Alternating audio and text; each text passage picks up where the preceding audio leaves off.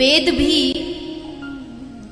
जीव के, इंसान के, मनुष्य के जीवन में 7 मर्यादाओं की बात करता है। 7 मर्यादा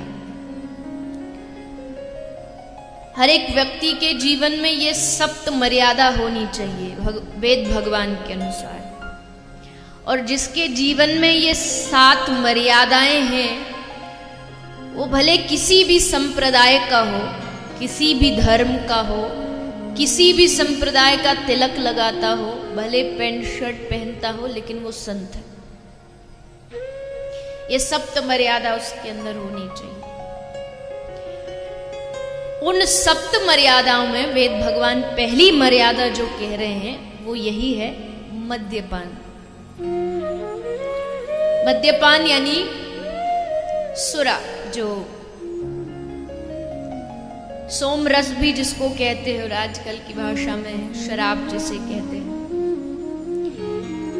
ये मद्यपान जिसके जीवन में नहीं होगा, वेदों के अनुसार उसका जीवन नियंत्रण में है।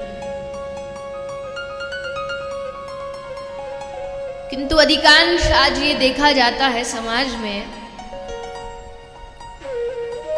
राजस्थान की भूमि में कोई कोई स्थान ऐसा है जहां जल का बहुत अभाव होता है, रेगिस्तान में, और जल भरने के लिए गांव की कन्याओं को कई कई मील दूर जाकर के मटके से जल भर के लाना पड़ता। लेकिन विडंबना यह है कि जल लेना हो तो आपको कई मीलों दूर जाना पड़ेगा किसी गांव से बाहर। लेकिन अगर आपको शराब लेनी हो तो आपको कहीं जाने की आवश्यकता नहीं, क्योंकहर स्थान पर आपको कहीं ना कहीं शराब बिकती नजर आएगी। इस देश की विडंबना है। इतना नाश आज तक किसी युद्ध ने नहीं किया, इतना विनाश आज तक किसी तूफान ने नहीं किया, इतना विनाश आज तक किसी भूकंप ने नहीं किया, जितना विनाश एक शराब की बोतलों ने इस दुनिया में किया। जीवनों का विनाश, परिवारों का विनाश। लेकिन फिर भी कई लोग होते हैं ना, कहते महाराज क्या करें, आदत छूटती नहीं है। ऐसी आदत पड़ी है कि कोशिश भी करें, प्रयास भी करें तो भी छूटती नहीं। तो बस एक काम करिए, ये दुनिया का नियम है, ये दुनिया की रीति है कि जब किसी व्यक्ति को छोटे नशे से बड़ा नशा प्राप्त हो जाता है, बड़ा नशा हाथ लग जाता है, तो छोटा नशा अपने आप छूट जाता है। फिर वो छोड़ना नहीं पड़ता, वो स्वतः ही छूटने लगता है। तो ये जो नशा है शराब का, तंबाकू का, बीड़ी का, सिगरेट का, कुछों को चाय का ही नशा होता है। बिना चाय जी ही नहीं सकते, बोले महाराज चाय नहीं पीते तो सर में दर्द हो जाता, ये भी नशा है। तो अगर इन छोटे नशों को छोड़ना है तो कोई बड़ा नशा पकड़ लीजिए, ये अपने आप छूट जाएंगे। अब कहेंगे कि बड़ा नशा कौन सा है, फिर कौन सा है आप बताइए। आप 25 साल हो गए, आपको वार्षिक उत्सव 25वां चल रहा है, तो अब तक तो पता ही चल गया होगा कि सबसे बड़ा नशा क्या है। क्या है मैया, क्या है?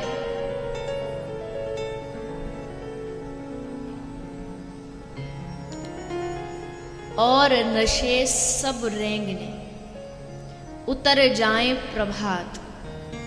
कोई भी नशा हो दुनिया का, उसका असर घंटे भर, 2 घंटे भर, 10 घंटे भर, 12 घंटे भर रहता है। शराब रात को पी के सो गए तो रात को तो रहेगी, लेकिन सुबह उठ के धीरे धीरे वो खत्म होगी। और नशे सब रेंगने उतर जाएं प्रभात, पर नाम खुमारी नानका चढ़ी रहे दिन रात। नाम खुमारी, भगवान के नाम की मस्ती, भगवान के कथा की मस्ती, एक ऐसा नशा है जब चढ़ता है तो पूरी दुनिया भी लग जाए उतारने में तो इस नशे को कोई उतार नहीं पाएगा। या तो ये चढ़ता नहीं और चढ़ जाए तो फिर उतरता नहीं। ये प्रभु के नाम की मस्ती है, ये प्रभु के भक्ति की मस्ती है। इसलिए जो हरिनाम का रस पी रहा हो, जो भगवान की कथा का रस पी रहा हो, उसको फिर किसी और रस की आवश्यकता नहीं पड़ती, क्योंकि उसके जीवन में एक ऐसा रस उसे मिल गया है जिसके सामने सब फीका। तो पहला है मद्यपान। ये जिसके जीवन में जिसने इसमें मर्यादा बना ली उसका बेड़ा पार। दूसरा है द्युत। वेद भगवान के अनुसार वेद में लिखा है दूसरी मर्यादा है द्युत। द्युत यानी जुआ। जो जुआ खेलते हैं, और पहले के समय में तो बड़े बड़े राजा भी द्युत खेला करते थे, राजाओं के बीच में द्युत होता था। लेकिन ये भी ध्यान रखें, कभी कभी युग बदलने के साथ साथ परंपराएं भी बदलती हैं। उस युग में द्युत खेलना धर्म था, लेकिन आज के युग में द्युत खेलना ये अधर्म कहा जाएगा। तो दूसरा है द्युत। तीसरी मर्यादा व्यक्ति के जीवन में क्या होनी चाहिए? श्री वेद भगवान कह रहे हैं तीसरी मर्यादा जीवन में ये हो, शिकायत मुक्त चित्त। शिकायत मुक्त चित्त अगर हमारा हो गया तो हमको इस दुनिया में कोई भी व्यक्ति दुखी नहीं कर सकता, क्योंकि हमारा जो जीवन है वो अधिकतर शिकायतों में ही बीतता है। कहीं चले जाइए और जो शिकायत करने वाला आदमी, आप उसको स्वर्ग में भी भेज दो, वो वहां भी कोई ना कोई कमी ढूंढ करके उसकी शिकायत करे। हम कहीं भी पहुंच जाएं, हमें सब चीजों से कुछ ना कुछ शिकायत रहती है। कथा में भी आए हैं तो यहां भी दो चार चीजें तो ऐसी दिखाई देंगी जिनका मन में बार बार उठेगा कि ये बताएं कि ये गलत है, ये ऐसा होना चाहिए, वो वैसा होना चाहिए। शिकायत मुक्त चित्त नहीं हो पा रहे हो, सबकी शिकायतें करते हैं। चौराहों पर बैठे बैठे वो रेडी वाले से जो चाय बेचता है उससे 5 रुपया की चाय लेकर बैठे बैठे चौराहे पर पूरी दुनिया की बातें वहीं चलती रहती हैं। सरकार को ऐसे करना चाहिए, प्रधानमंत्री को ये करना चाहिए, एमएलए साहब को ये करना चाहिए, संतों को ये करना चाहिए, कथावाचकों को ये करना चाहिए।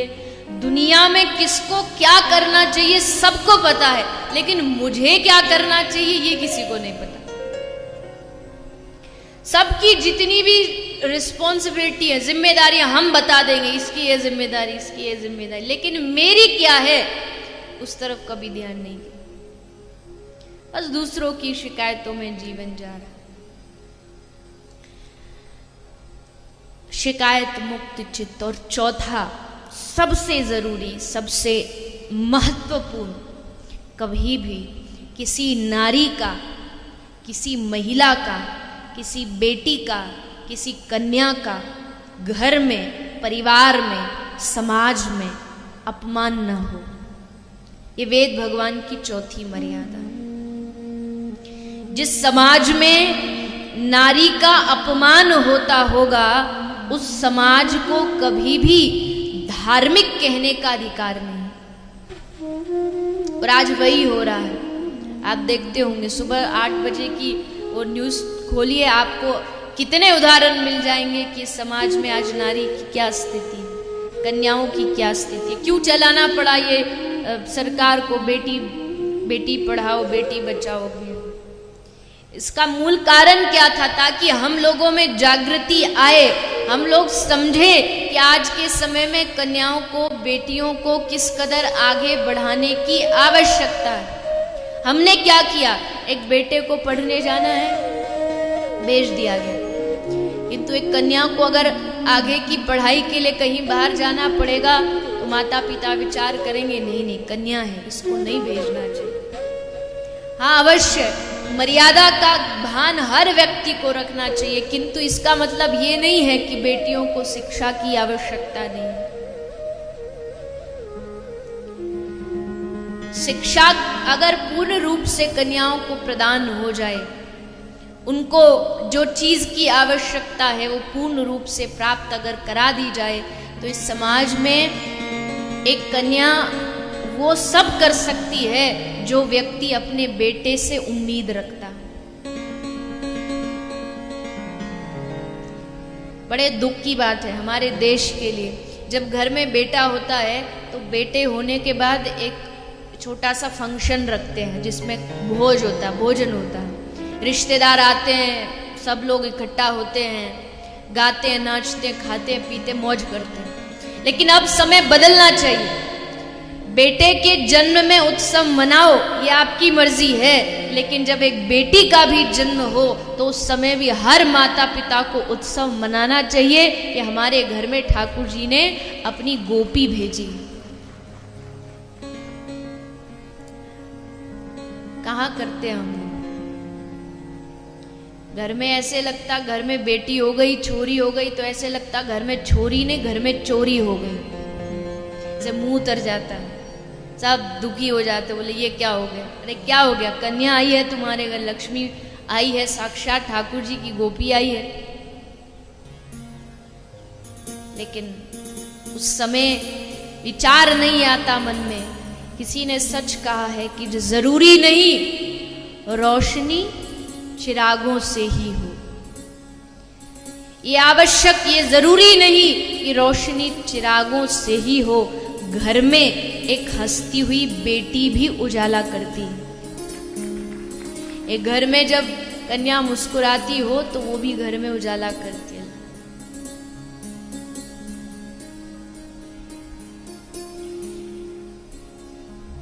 किसी ने पूछा कि धनवानों की असली पहचान क्या है, कौन कितना धनवान है ये कैसे पता चलेगा? तो हमारे ऐसी भाषा में कहते हैं जिसके पास जितनी पेटी हो, पेटी समझते हैं ना, किसको बोलते हैं पेटी? एक पेटी मतलब 1 लाख, और एक खोखा मतलब 1 करोड़। मतलब चाहे हरियाणा हो, चाहे राजस्थान हो, चाहे पूरी दुनिया हो, पैसा की भाषा सब एक समझते हैं। भले मारवाड़ी भाषा हो, भले राजस्थानी भाषा हो, हमारी हरियाणवी हो, भले कहीं कोई हो, लेकिन पैसा की बात आती है तो सब एक ही भाषा समझते, पैसा की भाषा। तो किसी ने कहा कि नकली धनवानों की पहचान होती है जिनके घर में होती है खोका और पेटी। नकली धनवानों की पहचान है जिनके घर में होती है खोका और पेटी, लेकिन असली धनवानों की पहचान है जिनके घर में मुस्कुराती है उसकी बहू और बेटी। जिस घर में बहू और बेटी मुस्कुराती हो, नारी हंसती हुई हो, प्रसन्न चित्त हो, वो असली धनवानों की पहचान। नकली धनवान भले कह दे कि हमारे पास ये है, वो गाड़ी है, बंगला, रे क्या है? जब तक एक नारी घर में सम्मान के योग्य नहीं होगी। लेकिन हम क्या समझते हैं? शाम को आते पतिदेव ऑफिस से, फैक्ट्री से, आके क्या बोलते हैं? पूरा दिन क्या किया तुमने? क्या कर रही थी पूरा दिन? और माताएं बेचारी अगर लिस्ट बना के दे देना कि पूरा दिन क्या कर रही थी, तो पता चलेगा। इस दुनिया में पुरुष है जिनको कोई भी कार्य, जॉब करते हो, दुकानदारी करते हो, तो संडे को क्या होती है? छुट्टी मिलती है। संडे को उनको छुट्टी प्राप्त होती है। लेकिन महिला ऐसी है जिनको 7 दिन में एक भी दिन छुट्टी नहीं, और उल्टा संडे को उल्टा काम डबल हो जाता है, क्योंकि ये यहीं विराजे हुए हैं आज। तो बैठे बैठे ऑर्डर पास करते रहते, अब पकोड़े बनाओ, अब ये बनाओ, अब ये खाने की मन है, अब ये खाने की इच्छा है। होली, दिवाली, भाइयों को छुट्टी प्राप्त हो जाती है कि ऑफिस से छुट्टी मिल गई, लेकिन माताओं को होली, दिवाली और कार्य और बढ़ जाता है, और काम बढ़ जाएगा। तो ये मत सोचिएगा कि ये क्या घर में बैठी बैठी करती है। एक माता एक महिला घर में हर व्यवहार को निभाती है, हर व्यवहार को निभाती है, इसलिए उनको छोटा मत बनाइए।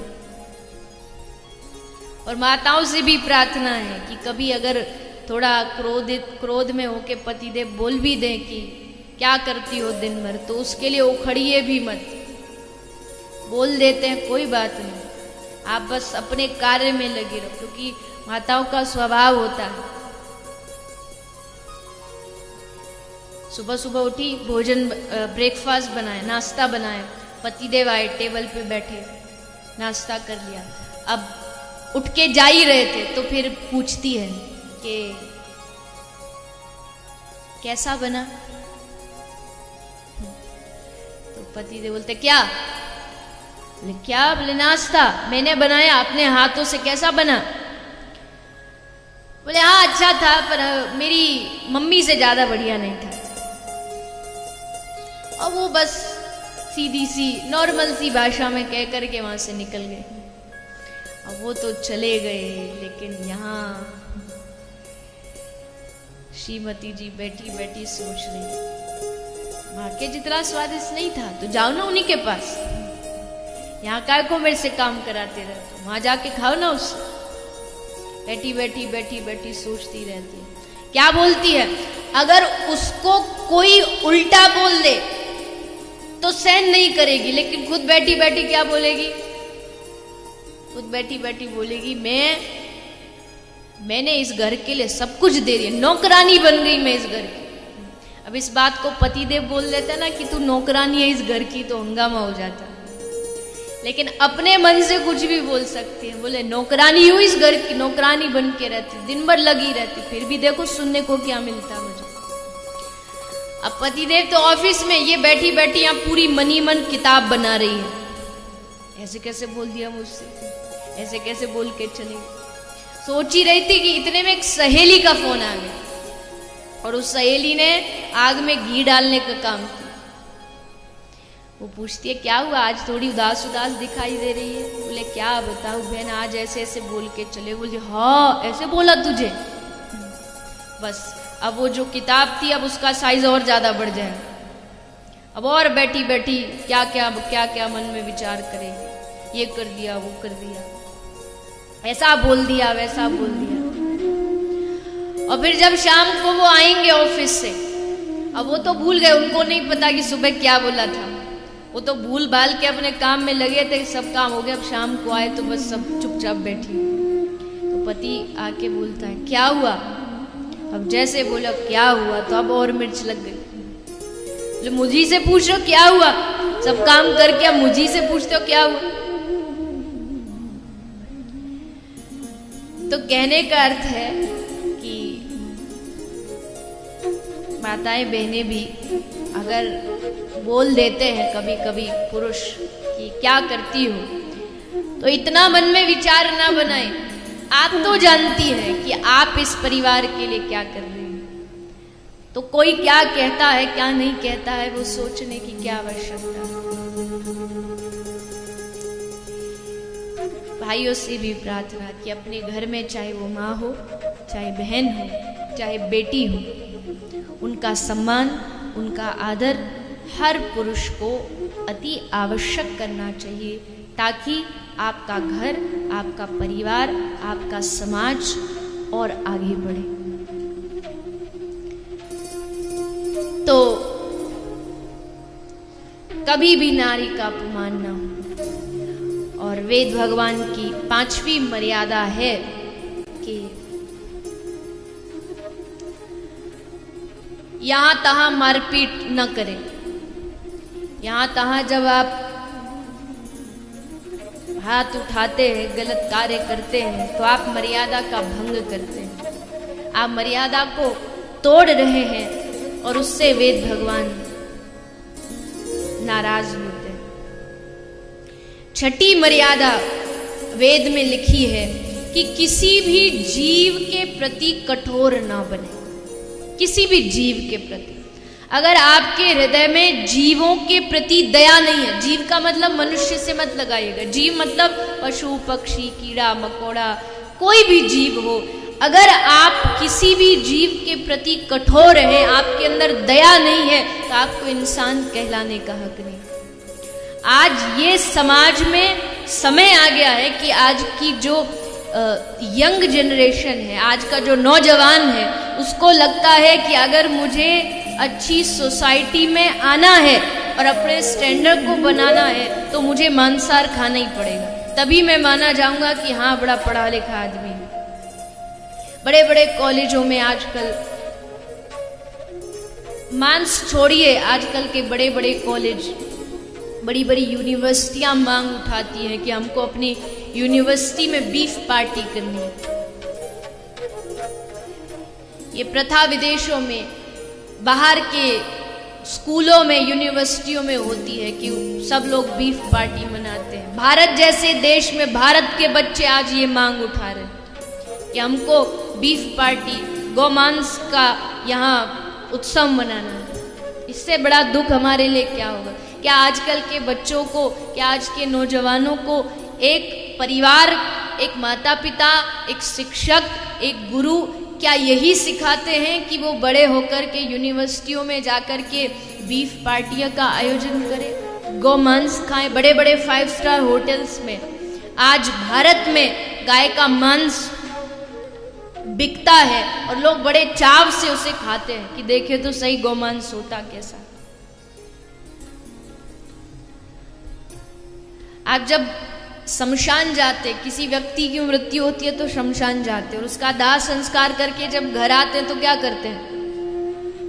क्या करते हैं?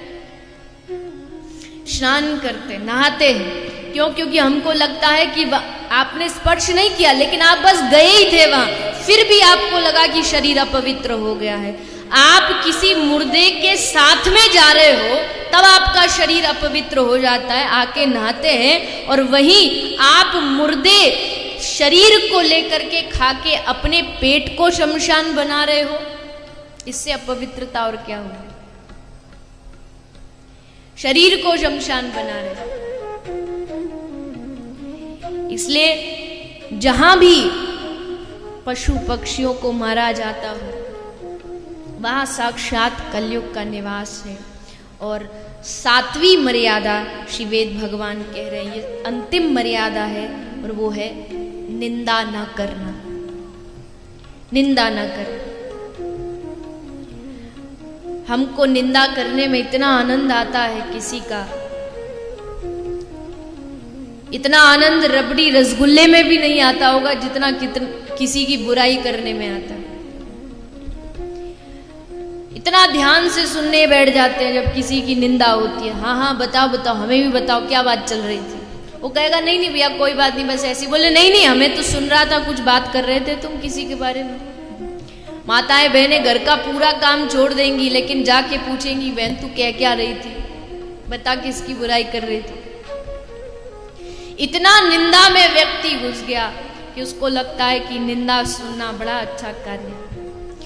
लेकिन निंदा, आप ये बताइए, आपके घर में कोई कचड़ा लेकर के आपके घर में कूड़ा फेंक रहा तो उसको फेंकने दोगे या रोकोगे? क्या करोगे? रोकेंगे कि नहीं? अवश्य रोकेंगे। आपके दुकान में कोई कचड़ा गंदगी फेंक रहा हो तो आप उसे रोकेंगे कि भैया हमारा ये दुकान में कचड़ा मत फेंक। आपकी दुकान में कोई कचड़ा फेंके तो आप रोकते हो, लेकिन आपके 2 कान में जब कोई कचड़ा डालता है निंदा का, तब क्यों नहीं रोकते? तब तो बड़े मजे से सुनते कि बताइए बताइए क्या हुआ, तब बड़ा आनंद आता। इसलिए वेद भगवान कह रहे हैं निंदा न करना और न सुनना, ये जीव की मर्यादा में होना।